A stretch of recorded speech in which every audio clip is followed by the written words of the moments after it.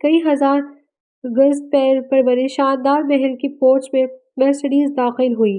پیچھے security guards کی گاڑی بھی اندر داخل ہوئی۔ یہ گھر 1 سال پہلے اس نے فاطمہ کے لیے بنایا تھا، جس کا نام اس نے اپنی بیٹی کے نام پر حیان پیلس رکھا تھا۔ شہر کے پوش ایریا میں واقع بلند و بالا پرکشش محل اور پرسکون ماحول۔ حیان پیلس اس پوش ایریا کا سب سے خوبصورت ترین محل۔ وسیع گیٹ کے ساتھ اس کی دیواروں پر سرسبز خوبصورت بیلیں لپٹی ہوئی تھی۔ محل کا وسیع و عریض لان ملکی غیر پھولوں پودوں سے سجا ہوا تھا۔ نہایت آرٹسٹک انداز میں درختوں پودوں کی قطع و برید کی گئی تھی۔ سروں کے درختوں پلیسمنٹ مہارت سے کی گئی تھی۔ سرخ اور سفید گلابوں سے گھرا لان اور اس کے بیچوں بیچ مصنوعی جھیل کا شائن بکھیرتا صاف و شفاف فوارہ بہت ہی خوبصورت لگتا تھا۔ یہ مصنوعی جھیل اس نے فاطمہ کے لیے بنوائی تھی۔ خان پیلس میں وہ اکثر اس کو وہاں بنی مصنوعی جھیل کے کنارے بیٹھا دیکھا کرتا تھا، سو اس کے بنے کہی کہ اس کی خواہش پر اس نے یہاں جھیل بنوا دی تھی اس کے لیے۔ پاپا، اس نے گاڑی سے اتر کر روش پر قدم رکھا ہی تھا کہ سرخ جینس اور اسٹائلش سے ٹاپ پہ ملبوس چانوں سے نیچے آتے سنہری گھنگریالے بالوں پر ہیئر بینڈ لگائی 3 سالہ حیان جھنجھلاہٹ مارتی اس تک آئی۔ بیٹی کی اس معصوم پکار نے اس کے لبوں پر مسکراہٹ بکھیر دی تھی۔ وہ گھٹنوں کے بل بیٹھا اور باہیں پھیلا دی۔ سنہری بالوں گرین آنکھوں والی وہ ننھی سی پری اس کی کھلی باہوں میں سما گئی۔ اس نے والہانہ انداز سے پہلے اس کا ماتھا چوما، پھر باری باری دونوں سرخ گال اس سے بازو میں اٹھائے وہ مین ڈور سے اندر داخل ہوا۔ یہ گھر کا مین ہال تھا جیسے لیونگ روم کے طور پر یوز کیا جاتا تھا۔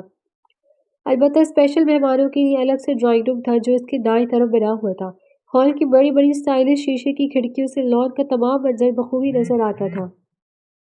کھڑکیوں کے ساتھ گلابی اور سفید پھولوں کی بیلیں لٹک رہی تھیں جو ہوا کی ہلکی سی چمچ سے مچل کر کھڑکیوں کے شیشوں پر دستک دینے لگی تھی۔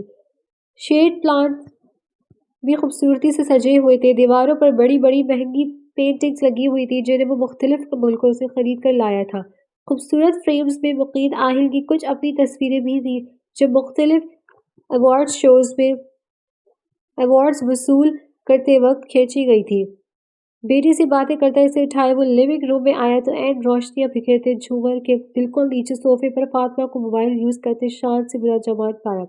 وہ سفید ریشمی فراک میں ملبوس تھی جو اس کے پیروں کو چھو رہا تھا۔ صحیح معنی میں محبت کر دینے والا منظر تھا، گویا چاندنی زمین پر اتری ہوئی ہو۔ وہ سحر زدہ سے اسے دیکھنے لگا۔ ایسا لگ رہا تھا جیسے وہ روشنیاں جھومر سے نہیں اس کے وجود سے پھوٹ رہی ہوں۔ حسن اور نزاکت اور جاذبیت کا وہ ایسا شاہکار تھی کہ صحیح معنوں میں آنکھوں چندھیا جاتی تھی۔ اس کے چاندنی جیسی نقری رنگت کا اجالا ہر سو جگمگاہٹ بکھیر رہا تھا۔ ہم رنگ دوپٹہ اس نے اپنے ارد گرد اچھی طرح لپیٹ رکھا تھا۔ یہ احتیاط وہ گھر میں موجود ملازموں کی وجہ سے کیا کرتی تھی۔ خود کو اچھی طرح ڈھک کر رکھنا۔ 5 مہینوں سے ایک اور جان اس کے اندر پرورش پا رہی تھی۔ ممتا کے نور سے اس کا چہرہ پہلے سے بھی زیادہ نکھر گیا تھا۔ فاطمہ کو تکتی آہل کی نظر یک لو دینے لگی، ان میں بے پناہ محبت اترنے لگی۔ ڈسٹربنس محسوس ہونے پر فاطمہ نے چونک کر موبائل کی اسکرین سے نظر ہٹائی۔ ایک نظر باپ بیٹی کو ایک دوسرے کے ساتھ لاڈ کرتے دیکھا اور پھر سے سیل کی طرف متوجہ ہو گئی۔ نو لفٹ کا بورڈ دیکھ کر بھی وہ عین اس کے سامنے والے کاؤچ پر بیٹھ گیا۔ حیان اس کی گود میں تھی اور اس سے لپیٹتی کھلکھلائی جا رہی تھی۔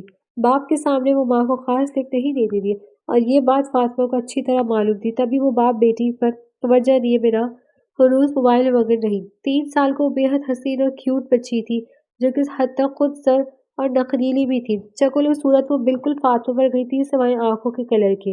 حیان کی آنکھوں کا کلر گرین تھا، سنہری بال اور گرین آنکھوں کے ساتھ وہ بالکل کوئی سنہری گڑیا لگتی تھی۔ آہل کا کہنا تھا وہ اپنے ترکش ننیال پر گئی ہے، وہ جو اسے کہا کرتا تھا کہ وہ دنیا کی آخری حسین لڑکی ہے۔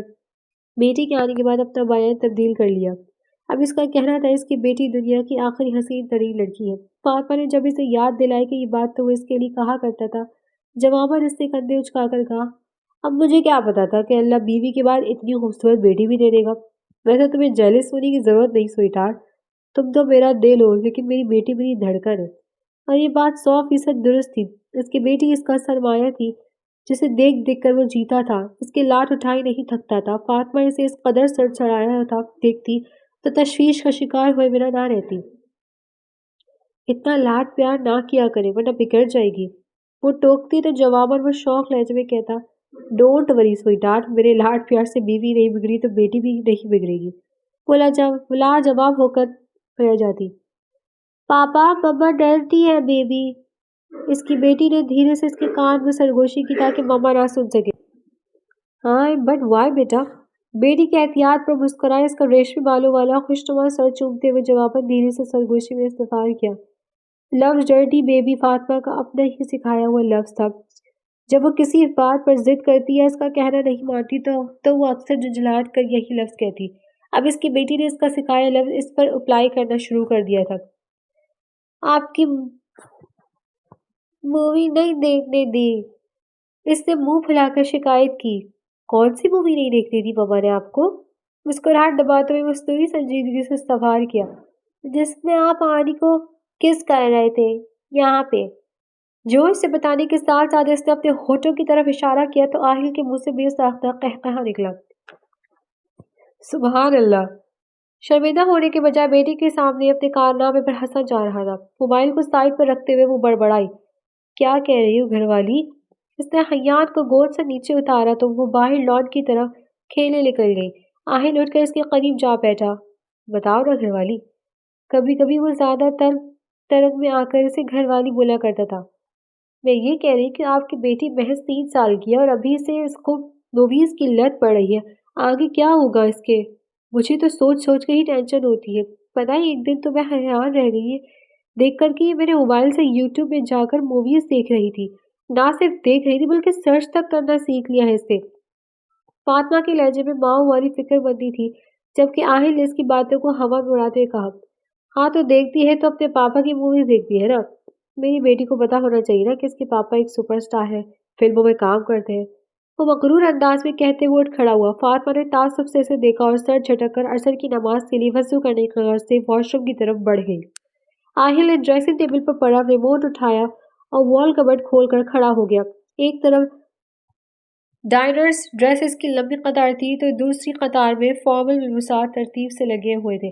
ایک سادہ شرٹ اور ٹراؤزر کا انتخاب کیا۔ فاطمہ وضو کر کے باہر آئی تو وہ شاور لینے کی غرض سے واش روم میں چلا گیا، جبکہ وہ جان نماز بچا کر نماز پڑھنے لگی۔ 4.5 سال بعد وہ روم میں داخل ہوا تو سامنے کا منظر دیکھ کر ٹھٹک گیا، حیرانی سے اپنی جگہ پر منجمد ہو گیا۔ سامنے دیوار پر نصب بڑی سی LCD اسکرین پر اس کی کسی مووی کا ایک نہایت ہی بولڈ کسنگ سین چل رہا تھا۔ فاطمہ بیڈ پر نیم دراز حالت میں کوئی کتاب پڑھ رہی تھی۔ آہل کے یوں ٹھٹکنے کی وجہ اس کی بیٹی تھی جو اسکرین کے بالکل عین سامنے جم کر بیٹھی بڑی ہی انبھاگ سے وہ سین دیکھ رہی تھی۔ کچھ فاصلے پر بک میں مگن ماں اس بات سے بے نیاز تھی کہ اس کی بیٹی کیا دیکھ رہی ہے تو اس کے ننھے سے ذہن پر کیا اثر پڑے گا، مگر وہ یہ سب سوچتی بھی کیوں؟ بیٹی کو مووی لگا کر دینے والی بھی تو وہ خود تھی، ورنہ اتنی سی بچی خود سے کیسے ایسی مووی لگا سکتی تھی؟ وہ لب بھیج کر کچھ دیر فاطمہ کی طرف دیکھتا رہا جو اس کی آمد سے بالکل انجان اور اسکرین پر چلتے سین سے جان بوجھ کر انجان بنی اپنے مطالعے میں کھوئی ہوئی تھی۔ وہ اس طرح لب بھیجتے آگے بڑھا، ٹیبل پر سے ریموٹ اٹھایا اور اسکرین کو آف کر دیا۔ ایک دم سے کمرے میں سکون چھا گیا۔ فاطمہ نے چونک کر کتاب پر سے نظریں ہٹائی تو سامنے ہی اسے اپنی طرف غمگین نگاہوں سے دیکھتے پایا۔ LCD بند ہو جانے پر حیات شور مچانے لگی اور اسے دوبارہ آن کرنے کا زور شور سے مطالبہ کرنے لگی۔ وہ بچی تھی، سمجھا بھی نہیں سکتا تھا، دل و جان سے پیاری تھی، ڈانٹ کر منع بھی نہیں کر سکتا تھا، لہٰذا ایک تعصب بھری نگاہ ناسمجھ انداز میں دیکھتی، فاطمہ پر ڈال کر چلاتی، شور مچاتی، بیٹی کو نرمی سے بازو میں بھرتا وہ روم سے باہر چلا گیا۔ فاطمہ جو اس کے غصے کی وجہ سے سمجھ سے قاصر تھی، قدمیں اچکاتے ہوئے واپس بک کی طرف متوجہ ہو گئی۔ تھوڑی دیر بعد وہ دوبارہ کمرے میں داخل ہوا تو منہ مسودہ 1 سال کا ولی اس کی گود میں تھا، جس کو آدھا گھنٹہ پہلے وہ حیات کے روم میں رکھے کاٹ میں سلا آئی تھی اور ساتھ ہی آیا کو بھی اس کا خیال رکھنے کی وہیں بٹھا آئی تھی۔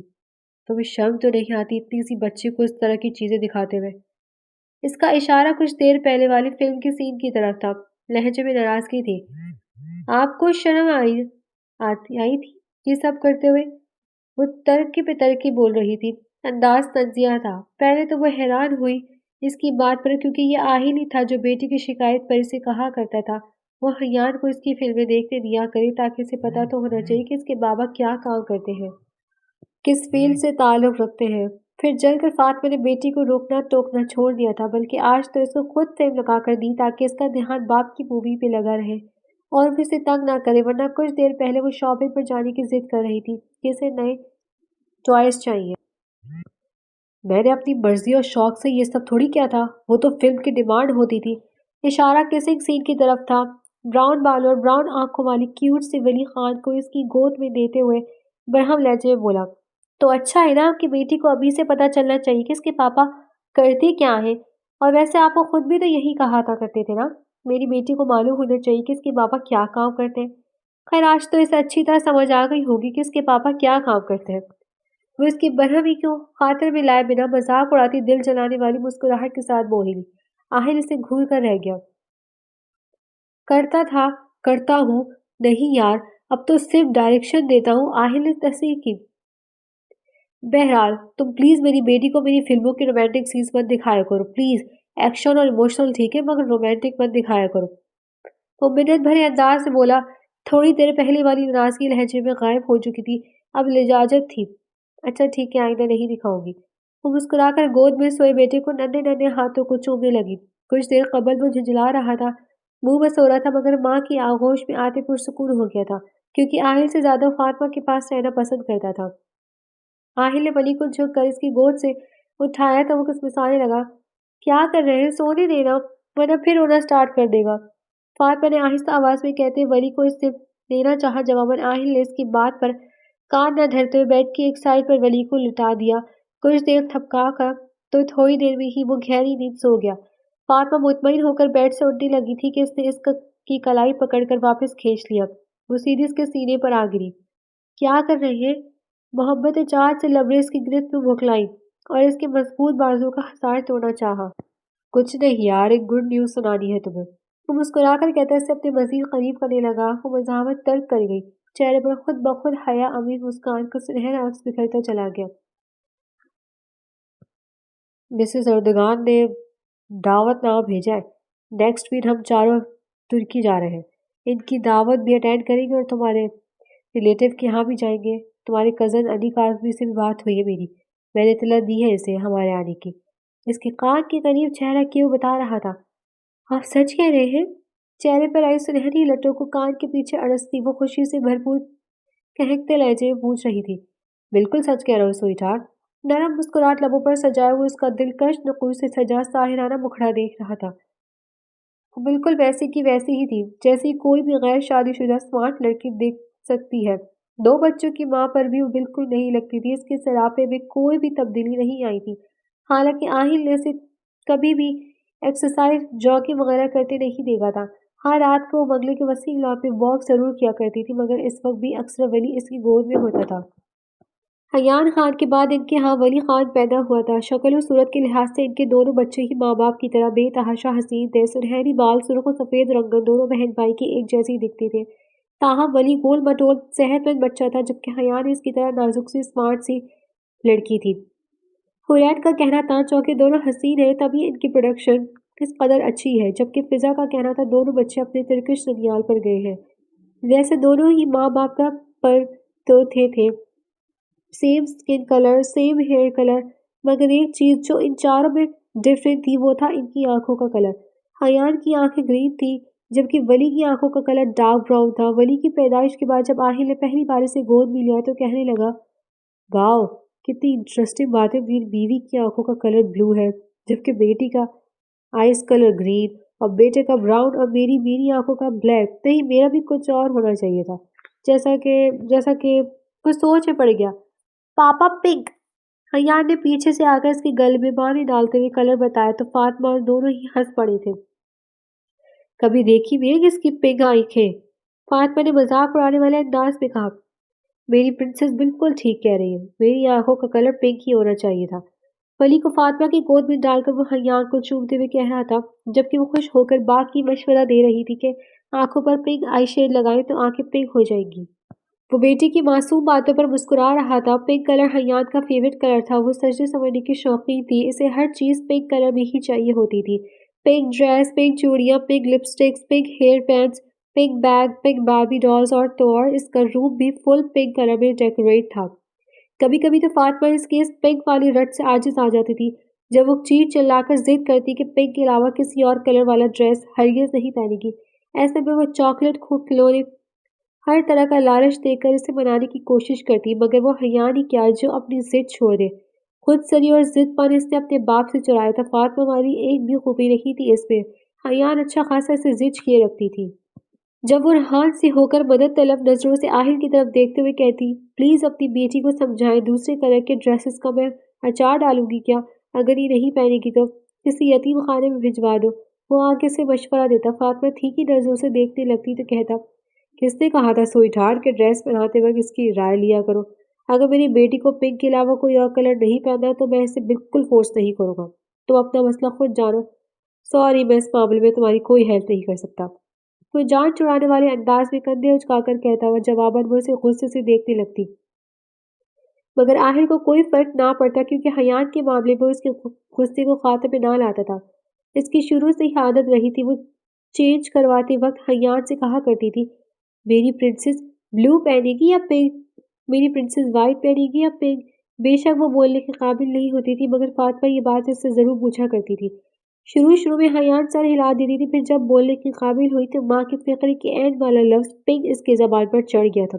پھر کچھ عرصے بعد اس کے پنک کلر کی پہچان بھی ہو گئی، تو اس کے بعد تو اس کی یہی رٹ ہوتی تھی، اگر پہنے گی تو صرف پنک کلر ہی پہنے گی۔ 4 سال کی ہونے پر جب اس کا شہر کے مہنگے انگلش میڈیم اسکول میں ایڈمیشن کروایا گیا تو پورے اسکول کو ہی معلوم ہو گیا کہ وہ مشہور فلم سٹار آہل خان کی بیٹی ہے، لہٰذا پرنسپل اور ٹیچر سمیت اسکول کے پورے اسٹاف کی طرف سے اسے خصوصی توجہ سے نوازا جاتا تھا۔ آہستہ آہستہ حیان کو بھی اس بات کی سمجھ آ گئی کہ وہ کسی عام شخص کی نہیں بلکہ ایک سپر اسٹار کی بیٹی ہے، لہٰذا کچھ عرصے بعد وہ بڑے فخر سے لوگوں سے اپنا تعارف کروانے لگی تھی۔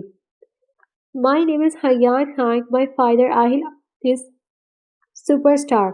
4 سال کی عمر میں ہی وہ اتنی تیز تھی، بلا کتنا بولتی تھی، خاص طور پر میڈیا والوں کے سوالات کے تو فٹ جواب دیتی تھی۔ فاطمہ کی بہت کوشش ہوتی تھی کہ وہ میڈیا کیمرے کی لائم لائٹ سے دور رہے۔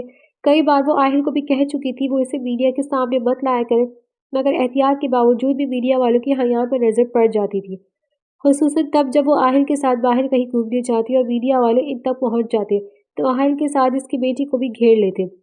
باپ چاہے میڈیا والوں سے جتنا تنگ ہوتا مگر بیٹی کو بڑا مزہ آتا تھا کیمروں کی لائٹس کے سامنے انٹرویوز دینے میں، چونکہ پورے اسکول کو پتا تھا کہ وہ آہل خان کی بیٹی ہے، سو کئی بار اسی کے توسط سے اس کے اسکول کے کئی لوگوں کو آہل خان سے ملنے کا شرف بھی حاصل ہوا۔ وہ اپنی بیٹی کی کوئی بات نہیں ٹالتا تھا، سو جب وہ کہتی پاپا میری فلاں ٹیچر آپ سے ملنا چاہتی ہے یا میری فلاں فرینڈ کے پاپا ملنا چاہتے ہیں تو وہ اپنی شدید ترین مصروفیت میں بھی بیٹی کے ان فرمائشوں کے لیے وقت نکال لیا کرتا تھا۔ وہ اپنی ٹیچرز اور فرینڈز کے رشتہ داروں کی ڈائریاں گھر لے آتی اور ان پر باپ سے آٹوگراف لے کر جاتی۔ فارس اور فضا کا اکلوتا بیٹا شاہزل بھی اسی اسکول میں پڑھتا تھا جس میں حیان پڑھتی تھی۔ وہ اس سے 2 سال بڑا تھا۔ فارس اور فضا اپنے بیٹے سے بڑھ کر حیان سے محبت کرتے تھے۔ باپ کے بعد تو ماموں کی بھی بے حد لاڈلی تھی، اگرچہ خان فیملی میں وہ سب کی ہی لاڈلی تھی، خصوصاً سکندر علی خان اور فائزہ سکندر کی تو جان تھی اس میں۔ جب وہ پیدا ہوئی تھی تو انہوں نے بہت بڑے پیمانے پر تقریب منعقد کر کے خوشی منائی تھی۔ حیان کی پہلی سالگرہ منانے پہ وہ سب نیو یارک گئے تھے۔ وہ ننیال میں سب کی چہیتی تھی۔ اگرچہ عبیر کے بھی بچے تھے، زین کا بھی ایک بیٹا تھا، مگر جو اہمیت خان فیملی میں حیان کی تھی وہ کسی کی بھی نہیں تھی۔ عبیر اور لیزا کے درمیان سال پہلے ڈیورس ہو چکی تھی۔ بچے عبیر کے واسطے ولی ابھی 1 سال کا تھا۔ ملازمہ کے ہوتے ہوئے بھی فاطمہ اس کی زیادہ تر خود ہی سنبھالتی تھی۔ یونیورسٹی لائف اس کی ختم ہو چکی تھی، اب وہ نفسیات میں ہی پی ایچ کر رہی تھی۔ سائیکیٹرسٹ بننے کے لیے اس نے کلینیکل سائیکالوجی میں ڈگری لی اور مختلف کورسز کرنے کے بعد اس نے اپنا ایک چھوٹا سا ہاسپٹل کھول لیا جہاں دماغی امراض کے مریضوں کا مفت علاج کیا جاتا تھا۔ یہ ہاسپٹل اس نے اپنے ذاتی وسائل سے تعمیر کیا تھا، اگرچہ آہل نے پیسہ لگانا چاہا مگر فاطمہ نے اسے روک دیا، وہ کچھ اور سوچے بیٹھی تھی۔ ہاسپٹل کا خرچ اس نے اپنا بنگلہ اور ان 2 فلیٹس کو بیچ کر پورا کیا تھا، جو ایک اس کے نام ایجنٹ نعمان کر گیا تھا اور دوسرا فارس بھائی نے جہیز کے طور پر دیا تھا۔ ہاسپٹل کی تعمیر کے بعد اس کا خواب تھا معاشرے کی سب سے مظلوم اور حقیر گردانے جانے والی طبقہ یعنی خواجہ سراؤں کے لیے ایک ایسی فاؤنڈیشن قائم کرنا جو ان عزت سے روزگار مہیا کر سکے جب اسے خود وقت گزارنا پڑا تھا ان کے بیچ۔ تب سے اس کے دل میں اس مظلوم طبقے کے لیے بہت ہی ہمدردی، بہت درد تھا۔ جب ان کے بیچ رہ کر اسے ان کی مشکلات کا اندازہ ہوا، تب سے اس کے دل میں خواہش پیدا ہوئی تھی، بلکہ ایک عزم، ایک وعدہ کیا تھا اس نے خود سے کہ اگر وہ ان مشکلات حالت سے نکل آئی اور اس قابل ہو گئی کہ ان کے لیے کچھ کر سکے، تو وہ اس مظلوم طبقے کے لیے ضرور کچھ کرے گی، انہیں عزت کی زندگی مہیا کرنے کے لیے ہر ممکن کوشش کرے گی۔ ناچ گانے والی گناہ کی زندگی سے وہ اس طبقے کے جتنے بھی لوگوں کو نجات دلا سکتی تھی، دلانا چاہتی تھی۔ پھر جب اس نے اپنے بے حد چاہنے والے شوہر کے سامنے اپنی اس خواہش کا اظہار کیا، تو 7 مہینوں کے اندر اندر آہل نے کافی بڑے پیمانے پر خواجہ سرا فاؤنڈیشن کے نام سے ایک ادارہ قائم کر کے اس کو دیا، جس میں کم از کم 5,000 لوگوں کے رہنے اور ان کے روزگار کی گنجائش تھی۔ اس کی پروموشن جب آہل نے اپنے سوشل اکاؤنٹس اور ٹی وی چینلز پر جا کر کری، تو معاشرے کے ستائے ہوئے کئی خواجہ سرا ان کے پاس پہنچے۔ 1 سال کی مدت کے دوران اب وہاں 3,000 سے زائد خواجہ سرا رہائش پذیر تھے۔ وہاں انہیں مختلف ٹیکنیکل کورسز اور سلائی کڑھائی والے امور سکھا کر نہ صرف حلال روزگار مہیا کیا جا رہا تھا، بلکہ قرآن مجید و تفسیر کی تعلیمات بھی دی جا رہی تھی۔ فاطمہ بہت مطمئن تھی اپنی زندگی میں۔ فضا بابی حرین نے اس کے ہر اقدام پر اس کو حوصلہ افزائی کی۔ حرین مستقل طور پر ہی امریکہ شفٹ ہو چکی تھی۔ 3 بچے تھے اس کے۔ فاطمہ کا فون پر تو رابطہ تھا ہی، اس کے ساتھ اس کے علاوہ ایک دوسرے سے ملتی بھی رہتی تھی۔ کبھی اس کو موقع مل جاتا، کبھی فاطمہ کا امریکہ چکر لگ جاتا، سو ملاقات ہوتی ہی رہتی تھی۔ حرین اس کی اکلوتی اور مخلص دوست تھی۔ ایک مخلص دوست اسے سمرہ بھی ملی تھی، تاہم وہ دوستی نبھا نہیں سکی تھی۔ اس نے فاطمہ کو بتا دیا کہ اس کے شوہر فہد کو پسند نہیں اپنے سے اونچے لوگوں کے ساتھ دوستی رکھی جائے، اور فاطمہ اچھی طرح سمجھ گئی تھی کہ اس نے ایسا کیوں کہا۔ آہل کا رجحان بزنس کی طرف زیادہ بڑھا تو آہستہ آہستہ اس نے فلموں میں کام کرنا پہلے کم، پھر مکمل طور پر چھوڑ دیا۔ تاہم شوز کی میزبانی اور ڈائریکشنز کی فیلڈ سے ہنوز وابستہ تھا۔ اپنی پروڈکشن کے تحت وہ سال میں جسٹ ایک ہی فلم بناتا تھا۔ اس کی ایک فلم اتنا بزنس کر لیتی تھی جتنا باقی سٹارز کی ایک سال میں ریلیز ہونے والی 4-5 فلمیں بھی نہیں کر پاتی تھی۔ تاہم فلم اور شوز سے حاصل ہونے والا سارے کا سارا پیسہ اس کی اور فاطمہ تنظیم کی مدد میں جاتا۔ وہ جانتا تھا فاطمہ شوبز کی کمائی کو حرام کی کمائی سمجھتی ہے، لہٰذا اس نے شوبز کی کمائی کا پیسہ خود پر خرچ کرنا چھوڑ دیا تھا۔ خود پر اور اپنی فیملی پر جو پیسہ وہ خرچ کرتا تھا، وہ اس کی ٹیکسٹائل ملز اور ہوٹل سے حاصل ہونے والی آمدنی تھی۔ وہ ریسٹورانٹس کی ایک بڑی چین کا مالک تھا جو ملک کے تمام بڑے شہروں کے علاوہ دبئی، کینیڈا اور آسٹریلیا جیسے ممالک میں کامیابی سے چل رہی تھی۔ اس کے علاوہ پارٹنرشپ کے طور پر بھی وہ کئی بزنس مینز کے ساتھ بھی کام کر رہا تھا۔ وہ سوئے ہوئے ولی کی رونے کی آواز سن کر کمرے میں آئی تو تواتر سے بجتے سیل فون نے اس کی توجہ اپنی طرف مبذول کروائی۔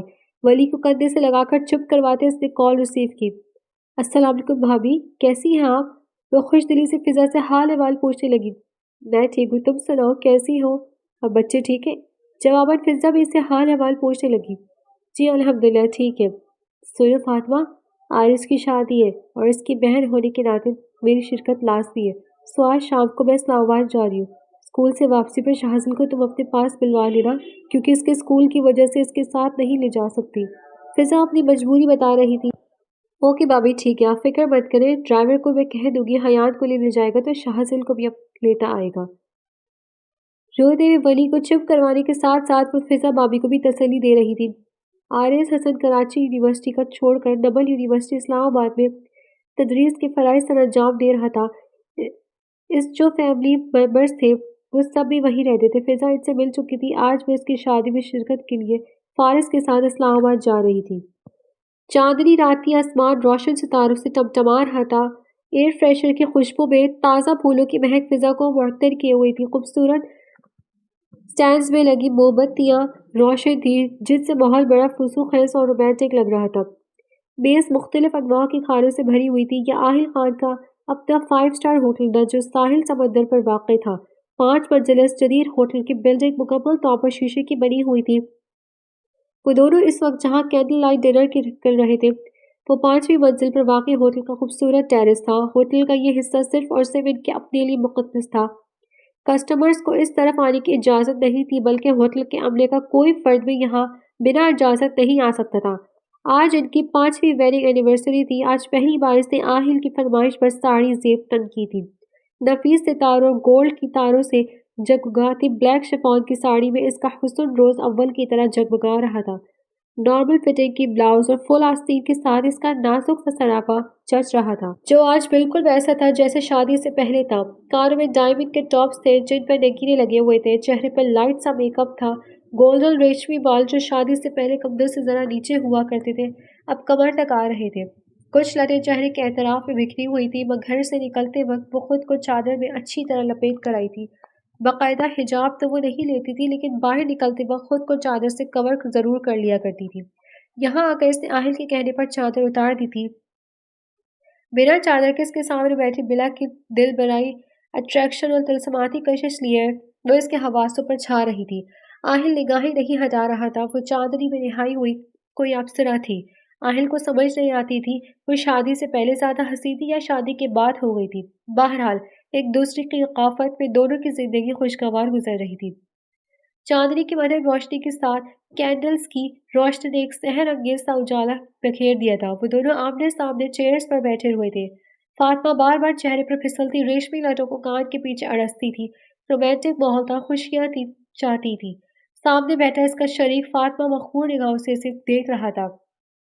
इन गुजरे 5 साल में आहिल की मोहब्बत, इसकी तवज्जो में कोई फर्क या कोई कमी नहीं आई थी। इसने अपना वादा पूरा किया था। फातिमा के बाद इसकी जिंदगी में कोई औरत नहीं आई थी। वो इसे एक बार पा लेने के बाद बदल जाएगा। फातिमा का ये खौफ गुजरते वक्त के साथ साथ खत्म हो गया था। इनकी अज़वाजी ज़िंदगी बहुत बहुत अच्छी पुरसुकून गुजर रही थी। हय्यान और वली की मासूम शरारतें इनके होठों पर मुस्कुराती लाती थी। फातिमा इसके साथ खुश थी, ये बात तो वो जानता था, मगर वो इससे मोहब्बत करती थी या नहीं, ये बात वो इन 5 सालों में भी नहीं जान पाया था। हालांकि अपने तमाम फ़राइज़ वो बखूबी अदा कर रही थी, इसका हर तरह से ख़याल भी रखती थी, मगर आज तक मोहब्बत का लफ्ज़ इसके मुँह से अदा नहीं हुआ था। ये बात कभी-कभी इसको उदास कर देती थी, या इसकी मोहब्बत फातिमा के दिल का दरवाज़ा खुलवा नहीं सकी थी। मगर फिर ये सोच इसे मुतमईन कर देती थी कि केयर भी तो मोहब्बत के इज़हार का तरीका है। वो जितनी शर्म व हया वाली लड़की, मोहब्बत का लफ्ज़ तो शायद क़यामत तक इसकी ज़बान से अदा ना होगा। वो कुछ देर रोशन निगाहों के साथ इसे देखता रहा, फिर पैंट की जेब से डायमंड का खूबसूरत ब्रेसलेट निकालकर इसकी नर्म नाजुक कलाई पर पहना दिया। स्वीटहार्ट, कैसा लगा हमारा वेडिंग एनिवर्सरी का गिफ्ट? वो सरशार निगाहों से इसे देखते हुए पूछ रहा था। ब्यूटीफुल। वो ब्रेसलेट को अपनी कलाई में घुमाते हुए झुके सर के साथ मुस्कुराई, जबकि पलकें इसकी तवज्जो पर खफीफ से लरसने लगी थी। इन गुजरते 5 सालों में आहिल के बेपनाह मोहब्बती की बारिशों में भीगने के बाद भी वो इससे शर्माती थी। अभी तक इसकी वालिहाना निगाहें वारिफ्ता अंदाज इसे हिजाब से समेटने पर मजबूर कर देते थे। वो चमकती आंखों से कुछ देर इसका छेपा शर्माया अंदाज देखता रहा, फिर गहरी सांस भरकर बोला, फातिमा, आज मैं तुमसे कुछ पुरानी बातें करना चाहता हूँ। वो कि अब इन बातों की ज़रूरत नहीं, मगर एक चीज़ की कमी मुझे कभी-कभी महसूस होती है, इसलिए मैं ज़रा पीछे माज़ी में जाना चाहता हूँ। अगर मेरी कोई बात तुम्हें अच्छी ना भी लगे, तब भी सुन लेना। इसकी लहजे में लिजाजत थी। फातिमा ने बगैर किसी रोक के सर इस बात में हिला दिया था और हम गोश हुई। आहिल कुछ देर क्यों नहीं सामने कैंडल्स पर निगाहें जमाए बैठा रहा, फिर धीमे लहजे में बात का आगाज़ किया। मैं जानता हूँ मेरे बारे में शुरू से तुम्हारी यही राय है कि मैं दौलत शोहरत के नशे में चूर एक करेक्टर लेस बदतमीज आवारा और लड़की बाज लड़का हूँ, जो फिल्म इंडस्ट्री की हर खूबसूरत लड़की के साथ टाइम पास करता, दिल बहलाता और फिर दिल बहल जाने पर छोड़ देता। हाँ, मैं मानता हूँ आहिल खान की जिंदगी का यही एक मकसद था, लेकिन सिर्फ तब तक जब तक तुम इसकी जिंदगी में नहीं आई थी। तुम पता नहीं यकीन करोगी या नहीं, लेकिन ये सच है कि तुम्हारी बात कोई लड़की दिल को नहीं लगी। तुमने मेरे दिलो दिमाग पर इसी बुरी तरह कब्जा किया कि मैं खुद पर अख्तियार खोता गया। शुरू-शुरू में जब मैं तुम्हारी तरफ खींचता तो तब मुझे लगता था कि ये वही कशिश है जो दुनिया की हर हसीन लड़की को देखकर हर मर्द को फ़ील होती है। इसी गलतफ़हमी के तहत मैंने तुम्हें गलत ऑफ़र कर दी और अपना इमेज तुम्हारी नज़रों में मज़ीद ख़राब कर बैठा। वो बात करते-करते रुका। फातिमा दम साधे सुन रही थी। आहिल ने एक नज़र से देखा और फिर एक कैंडल की फ्लेम पर निगाह जमा दी। लेकिन फिर भी अल्लाह पाक ने मुझ पर बहुत बड़ा एहसान किया। तुम्हारी तमाम तर मुखालिफत और नफरत के बावजूद तुम्हें मेरे मुकद्दर में लिख दिया। इतना कहकर मुस्कुराया। वो चुपचाप आई लाइनर से सजी लंबी पलकें झुकाए गोल में रखे अपने मखरूती उंगलियों वाली नाजुक गुलाबी हाथों को देखती रही। मैंने दुनिया भर में हुस्न तो बहुत देखा, मगर एकदम मोहब्बत कर देने वाला हुस्न सिर्फ तुम में ही पाया। तुम्हें मेरी चाहत ने मजीद निखार दी है। तुम्हारे हुस्न को और भी दो आश्ता बना दिए। मेरी पूरी की पूरी हस्ती तुमने हिला डाली स्वीटहार्ट। وہ مقبول لہجے میں دھیمے دھیمے بول رہا تھا، آنکھوں میں محبت کی تپش الاؤ دہکا رہی تھی۔ جذبات کا ایک سمندر موجود تھا، جانے کیا کچھ تھا، اس نے یک غلطی نظریں چرا لی تھی۔ دل کی دھڑکنیں بڑھنے لگی۔ یوں تو میری زندگی میں بہت سے خوشگوار قسم کے حادثے ہوئے ہیں، لیکن یہ جو آخری خوشگوار حادثہ ہوا ہے، یہ عشق کا حادثہ تھا، جو تم سے ہوا، سب کو چھوڑ کر صرف اور صرف تم سے۔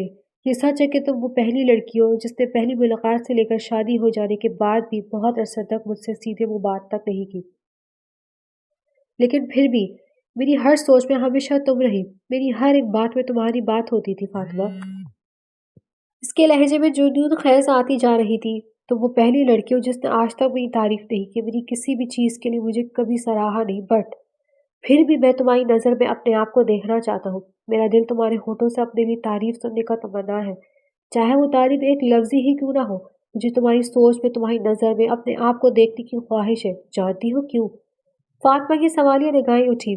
تو دھیرے سے مسکرایا، کیونکہ تمہارے دل میں کھوٹ نہیں ہے، کوئی ڈھونگ نہیں ہے، تم میں گھمنڈ نہیں ہے، تم بہت سادہ مزاج ہو۔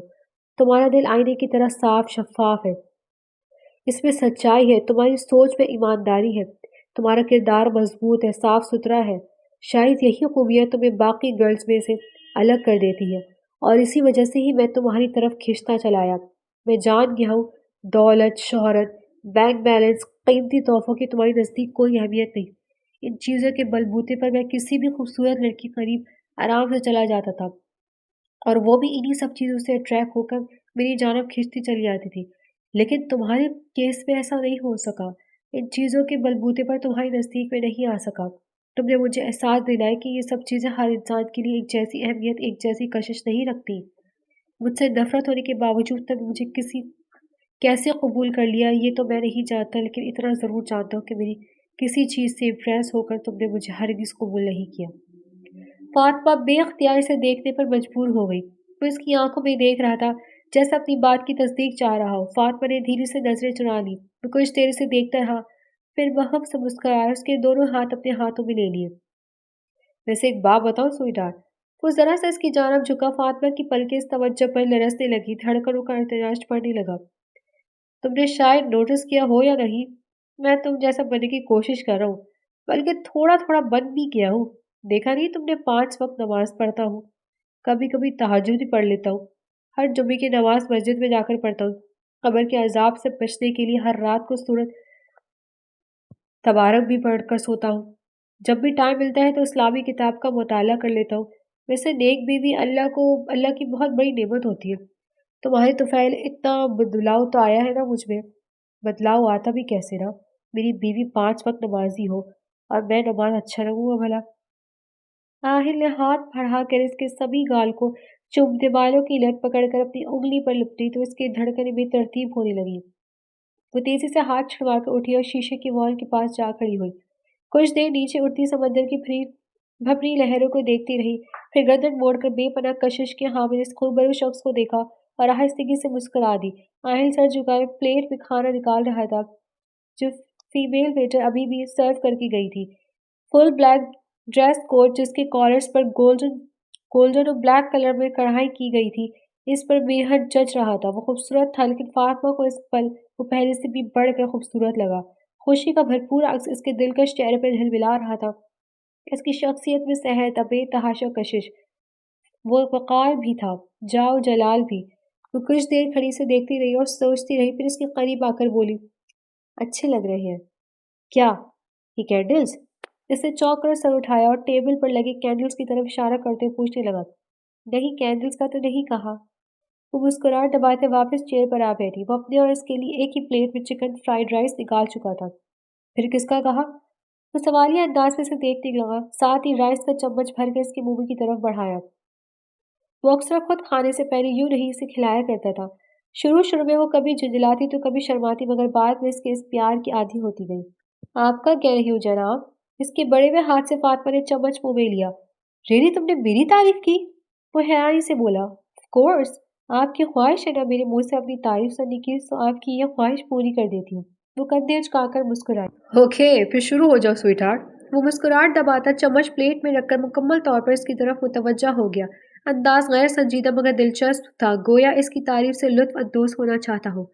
اوکے، فاطمہ نے گلا کھنکارا۔ مسٹر آہل سکندر، میں مانتی ہوں کہ آپ بہت ہینڈسم ہیں، بہت چارمنگ ہیں، بہت ڈیشنگ ہیں۔ آپ سے زیادہ پرکشش مرد میں نے ابھی تک کوئی اور نہیں دیکھا، مگر افسوس، اس کے باوجود بھی مجھے ابھی تک آپ سے عشق نہیں ہو سکا۔ اینڈ پر ہلکی مسکراہٹ کے ساتھ شرارت سے اس کی طرف دیکھا۔ آہل نے آبرو اٹھا کر موسمی خفگی سے گھورا اور پھر ہنس پڑا۔ وہ اس سے عشق کرتی تھی یا نہیں، اس کے لیے یہی احساس ہی باعث اطمینان تھا کہ وہ اس کے ساتھ خوش تھی، مطمئن تھی۔ وہ طمانینت کے احساس سے لبریز کچھ دیر اسے تکتا رہا، پھر قدرے توقع کے بعد مذاق کرنے والے انداز میں بولا، ویسے سویٹ ہارٹ، آج پہلی مرتبہ تم نے میری تعریف کی ہے، ایک حق تو بنتا ہے نا؟ لہجے اور نگاہوں دونوں میں شوخی تھی۔ Sure, why not? اتنی دیر میں پہلی مرتبہ وہ اس کی آنکھوں میں دیکھتے ہوئے اعتماد سے مسکرائی، ساتھ ہی کرسی دھکیل کر اٹھ کھڑی ہوئی اور اس کی طرف نازک سا ہاتھ بڑھا دیا۔ وہ حیران ہوتا اس کا بڑا ہوا ہاتھ تھام کر اس کی تکلیف میں اٹھا۔ فاطمہ آنکھیں بھر کر اس کے سینے سے لگ گئی، وہ مدم بخود رہ گیا، حیرت اور بے یقینی سے گنگ ہو گیا۔ ان 5 سالوں میں پہلی بار اس کی طرف سے ایسی کوئی پیش رفت ہوئی تھی، ورنہ تو ہمیشہ وہی اس کی طرف ہاتھ بڑھاتا تھا، وہ تو بس تھام لیا کرتی تھی، اس کا بڑا ہوا ہاتھ چھٹکتی نہیں تھی۔ ان 5 سالوں میں اس پہلی بار فاطمہ کو خود اس کے گلے لگ رہا، آہل کا شوق ہونا تو بنتا تھا۔ اس بے یقینی سے نکلنے میں سے کم از کم 5 منٹ لگ گئے۔ آہستہ آہستہ اس کے بازو فاطمہ کے گرد حصار باندھنے لگے اور پھر یہ حصار مضبوط سے مضبوط تر ہوتا گیا۔ وہ اسے خود میں بھیج گیا۔ کیا بات ہے سویٹ ہارٹ، آج پہلی دفعہ میری گھر والی اپنی مرضی سے اور اتنے حق سے میرے قریب آئی ہے۔ مجھے حق کر رہی ہے سویٹ ہارٹ، اب مجھے لگ رہا ہے کہ تم میرے رنگ میں مکمل طور پر رنگ گئی ہو۔ I am glad, I am very glad, وہ خوشی سے نہال ہوتے ہوئے بولی۔ آنکھوں میں ہلکی سی نمی آ گئی۔ ایک بات کہوں، مانیں گے آپ؟ وہ اس کے سینے میں منہ چھپاتے بولی۔ حکم کرو سویٹ ہارٹ۔ وہ اس کے ریشمی بالوں میں نرمی سے انگلیاں چلا رہا تھا، چہرے پر دل فریب مسکراہٹ تھی۔ فلمیں بنانا چھوڑ دیں، جو بات کافی عرصے سے اس کے دماغ میں تھی، آج اس نے ہمت کر کے بالآخر کہہ دی۔ آہل یکدم خاموش ہوا، بالوں میں اس کا چلتا ہاتھ بھی رک گیا۔ فاطمہ سانس روک کے اس کے سینے سے لگی جواب کے منتظر تھی۔ سویٹ ہارٹ، تم جانتی ہو فلمیں میں اپنے لیے نہیں، اپنی فاؤنڈیشن کے لیے بناتا ہوں۔ اگر یہ کام چھوڑ دوں تو میری فاؤنڈیشن کیسے چلے گی؟ تم یہ بھی جانتی ہو نا کہ تمہاری میری لائف میں آنے کے بعد میں نے فلمی کمائی کا 1 روپیہ بھی خود پر، تم پر، بچوں اور گھر پر خرچ نہیں کیا، اور نہ کبھی کروں گا۔ فلم اور ٹی وی شوز سے حاصل ہونے والا سارا پیسہ میری تنظیم کے لیے جاتا ہے۔ اگر میں فلم بنانا چھوڑ دوں تو میرا جو بزنس ہے وہ فاؤنڈیشن کے اخراجات پورے کرنے کے لیے ناکافی ہے۔ تو ایسے میں اللہ مالک ہے، آپ اپنے بزنس سے یہ زیادہ توجہ دیجیے، اللہ برکت ڈالے گا، آپ کی فاؤنڈیشن چلتی رہے گی، آپ یقین تو کریں اللہ پر۔ فاطمہ نے اس کی بات کاٹ کر اللہ پر اس کا یقین پختہ کرنا چاہا۔ وہ کچھ دیر سوچتا رہا، پھر فاطمہ کی طرف دیکھ کر حامی بھرتے ہوئے بولا، ٹھیک ہے سویٹ ہارٹ، جیسا تم کہو گی ویسا ہی ہوگا، آؤ ڈنر کرتے ہیں، پھر گھر بھی جانا ہے۔ اس کا ہاتھ تھامے ٹیبل کی طرف لاتے ہوئے بولا، آپ سچ کہہ رہے ہیں؟ اس کے قدم اٹھنے سے انکاری ہو گئے، وہ بے یقینی سے آہل کو دیکھنے لگی۔ بالکل سچ سویٹ ہارٹ، ظاہر اب اتنی خوبصورت لڑکی سے اختلاف تو نہیں کر سکتا، تمہارا اللہ پر یقین پختہ ہے نا؟ تو آج سے میں بھی اللہ تعالیٰ پر چھوڑ رہا ہوں، وہ میرے بزنس میں اتنی برکات ڈالے گا کہ میں آسانی سے تنظیم چلا سکوں گا۔ ویسے تمہیں فکر کرنے کی ضرورت نہیں، میرے اثاثے اربوں میں ہیں، زیادہ سے زیادہ ملکوں میں اپنا بزنس پھیلاؤں گا انشاءاللہ۔ صرف میری ہی نہیں، تمہاری خواجہ سرا فاؤنڈیشن اور تمہارا ہاسپٹل بھی آرام سے چلے گا۔ میں تم سے وعدہ کرتا ہوں اب کسی بھی فلم پروجیکٹ پر کام نہیں کروں گا، پروڈکشن ہاؤس مکمل طور پر امیر حسین کے حوالے کر دوں گا، ان کی مرضی وہ فلمیں بناتے رہیں یا نہیں، مگر میں نہیں کروں گا ابھی کام۔ تم نے اب کہا، اگر پہلے کہہ دیتی تو میں پہلے ہی چھوڑ چکا ہوتا، خیر آج سے میں یہ کام چھوڑ رہا ہوں۔ وہ اس کا ہاتھ اپنے مضبوط ہاتھوں میں لیتے وعدہ کر رہا تھا۔ تھینک یو سو مچ، وہ تشکر آمیز لہجے میں کہتے ہوئے مسکرائی۔ مائی پلیزر، آہل نے اس کا ہاتھ چوم کر آنکھوں سے لگایا۔ آئی تھنک اب جلدی سے گھر جانا چاہیے، دونوں شیطان ممی فاضل سکندر کو تنگ کرے ہوں گے۔ اوہ ہو سویٹ ہارٹ، میں نے ننھے منھے فرشتوں کو شیطان نہیں بولنا، آہل نے تنبیہ انداز میں ٹوکا، پہلے ڈنر تو کر لیں پھر چلتے ہیں گھر بھی۔ وہ اس کا ہاتھ پکڑ کر کرسی پر بٹھاتے بولا، اوہ ہو ڈنر تو بڑا ٹھنڈا بھی ہو گیا۔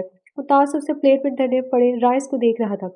جی بالکل، آپ کو رومانس جو ختم ہونے میں نہیں آ رہا تھا، ایسے میں کھانا تو ٹھنڈا ہونا ہی تھا۔ فاطمہ نے سارا الزام اس پر ڈالا دیا۔ لڑکی غلط بات کرو، میں نے رومانس کب کیا؟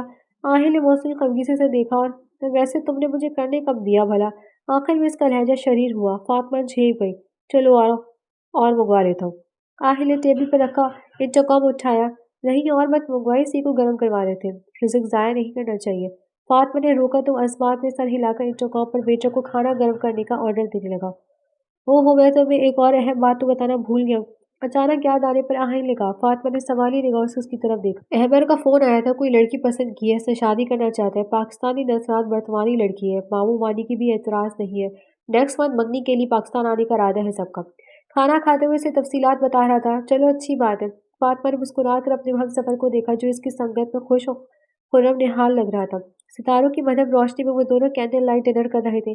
آہل سکندر خان نے فاطمہ عبد الرحمن کو محبت ہو یا نہیں لیکن اس کی عادت ضرور ہو گئی تھی۔ صرف آہل ہی نہیں، وہ بھی اس کی سنگت میں خوش تھی، مطمئن تھی۔ حسب عادت وہ خود کھانے کے ساتھ ساتھ ایک ایک چمچ اس کے منہ میں ڈال رہا تھا۔ فاطمہ کبھی اپنے چمچ سے کھا رہی تھی تو کبھی اس کے چمچ سے۔ مدھم ستاروں کے بیچ سے یکدم جگمگاتا ہوا چاند نکل آیا تھا۔ فلک سے نظر آتے چاند کی روشنی اس حسین جوڑے پر پڑ رہی تھی جو کھانا کھاتے ہوئے خوش گپوں میں مگن تھا۔